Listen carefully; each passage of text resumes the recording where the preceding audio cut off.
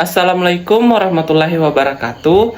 Pertama-tama yang saya hormati Ibu Dr. Evi Segarawati Ampri, SPD MPD, selaku dosen pengampu mata kuliah pengembangan kurikulum.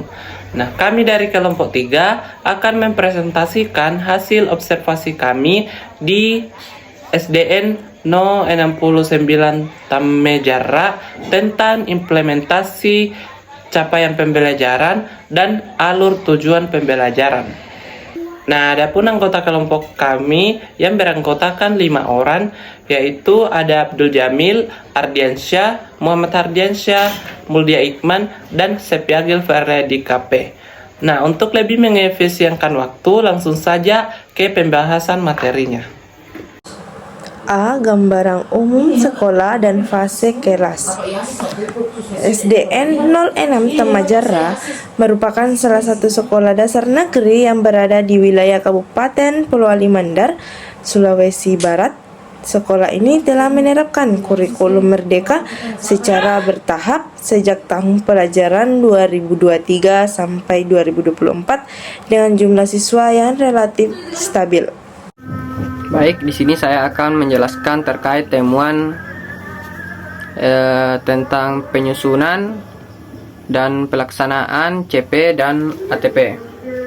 Yang pertama adalah pemahaman CP dan ATP masih beragam. Pada guru kelas rendah masih dalam tahap menyesuaikan diri dalam membedakan CP dan kompetensi dasar. Sementara guru kelas atas sudah mampu menurunkan capaian pembelajaran menjadi tujuan pembelajaran yang lebih spesifik. Yang kedua adalah integrasi profil Pancasila. Di SD 069 Tamejara sudah mulai diterapkan meskipun belum sepenuhnya. Nilai-nilai seperti gotong royong, tanggung jawab, dan peduli lingkungan sudah mulai terlihat. Yang ketiga adalah asesmen autentik. Walaupun guru sudah memahami asesmen sumatif dan formatif berbasis proses, penerapannya masih dominan menggunakan teks, bukan dari observasi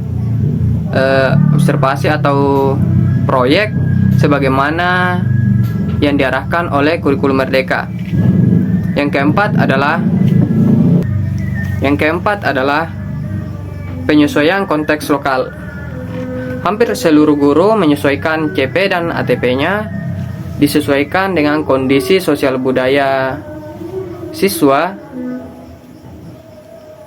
yang berada di lingkungan pedesaan. Tantangan dan praktik baik yang ditemukan. Nah, adapun tantangan yang kami temukan, yang pertama itu perbedaan kemampuan siswa dalam satu kelas. Nah, dalam satu kelas, guru sering menghadapi kenyataan bahwa kemampuan siswa sangat beragam. Perbedaan kemampuan dalam membaca, menulis, berhitung menjadi salah satu tantangan utama.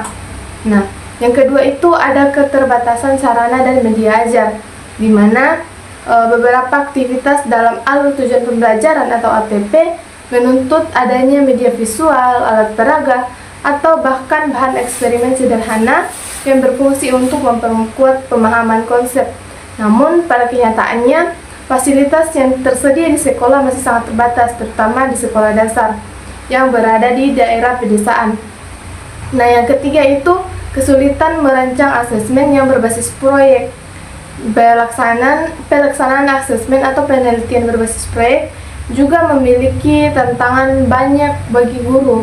Nah, walaupun proyek profil pelajar Pancasila telah dijalankan di beberapa kelas, sebagian guru mengaku belum yakin bagaimana cara menilai aspek karakter, keterampilan kolaborasi, serta proses kerja siswa secara adil dan terukur.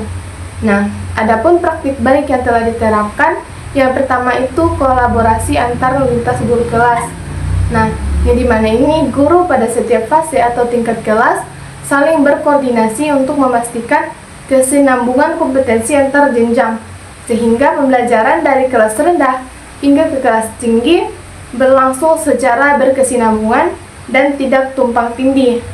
Nah, Yang kedua itu ada integrasi nilai-nilai profil pelajar Pancasila, yang dimana di kelas 2 misalnya diajak untuk melakukan kegiatan seperti pohon kebaikan untuk menumbuhkan sikap gotong royong. Nah, di kelas 3 dan kelas 4 siswa membuat proyek kebersihan lingkungan dan kampanye menjaga alam. Nah, yang ketiga itu pembelajaran yang kontekstual, yang dimana guru sering membawa siswa untuk mengamati lingkungan sekitar seperti pasar, kebun, atau sungai untuk mempelajari topik ekonomi, alam, dan sosial secara langsung agar lebih mudah dipahami oleh siswa. Nah, selanjutnya itu ada rekomendasi bagian D, rekomendasi perbaikan. Berdasarkan temuan dan hasil diskusi dengan guru, kelompok kami merumuskan beberapa rekomendasi perbaikan sebagai berikut. Yang pertama itu pelatihan berkelanjutan terkait CP dan ATP dan asesmen autentik. Dinas Pendidikan diharapkan mengadakan workshop penyusunan ATP dan asesmen berbasis proyek secara rutin. Pelatihannya sebaiknya tidak bersifat teoritis saja, tetapi serta contoh penerapan dan praktik langsung. Nah, yang kedua itu penguatan kolaboratif guru. Sekolah perlu menjadwalkan pelatihan rutin antar guru lintas kelas untuk meninjau kesesuaian CP ATP sesuai awal semester agar berkesinambungan antar fase terjaga. Dengan adanya kolaborasi yang konsisten, guru dapat menghadapi tantangan pembelajaran. Nah, yang ketiga itu pengembangan media ajar. Guru memiliki peran penting dalam menciptakan suasana belajar yang menarik dan bermakna bagi peserta didik. Salah satu cara yang dapat dilakukan adalah dengan mengembangkan media pembelajaran sederhana yang mudah dibuat namun efektif dalam membantu siswa memahami materi. Media ajar sederhana tidak selalu memerlukan biaya besar atau peralatan canggih, tapi lebih menekankan pada kreativitas guru dalam memanfaatkan sumber daya yang ada di lingkungan sekitar.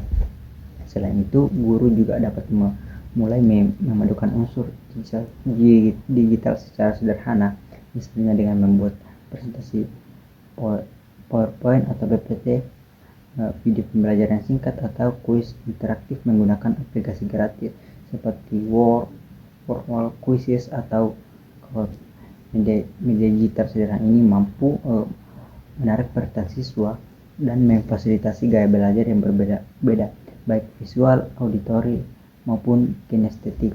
Nah, yang keempat itu keterlibatan orang tua dan masyarakat. Keterlibatan orang tua dan masyarakat memiliki peran yang sangat penting dalam mendukung keberhasilan proses pembelajaran di sekolah. Pendidikan tidak hanya menjadi tanggung jawab guru semata, tapi juga merupakan kolaborasi antar sekolah, keluarga, dan lingkungan sekitar. Ketika orang tua dan masyarakat ikut berperan aktif dalam kegiatan pembelajaran, siswa akan merasa termotivasi, dihargai, dan mendapatkan pengalaman belajar yang lebih luas serta kontekstual. Nah, adapun refleksi pembelajaran yang kami dapat, yaitu yang pertama, penyusunan CP ATP bukan sekedar administratif, dan yang kedua, peran guru sebagai perancang dan fasilitator belajar. Ketiga, pentingnya kolaborasi dan refleksi. Keempat, pembelajaran kontekstual membangun makna belajar. Kelima, asesmen sebagai alat pembelajaran, bukan penilaian akhir. Dan yang terakhir, kesiapan adaptif sebagai calon guru di masa depan. Penutup, secara keseluruhan, hasil observasi dan wawancara di SD 069 Tamajera menunjukkan bahwa penerapan CP ATP dalam kurikulum Merdeka berjalan dengan baik, namun masih perlu pendampingan berkelanjutan. Guru menunjukkan komitmen tinggi untuk belajar dan beradaptasi, sementara keterlibatan mahasiswa PPL menjadi kontribusi positif dalam membantu guru mengembangkan media, ide, dan refleksi pembelajaran. Nah, itulah hasil observasi kami di SDN 069 Tamajera. Kurang lebihnya mohon dimaafkan. Saya akhiri dengan ucapan terima kasih. Wassalamualaikum warahmatullahi wabarakatuh.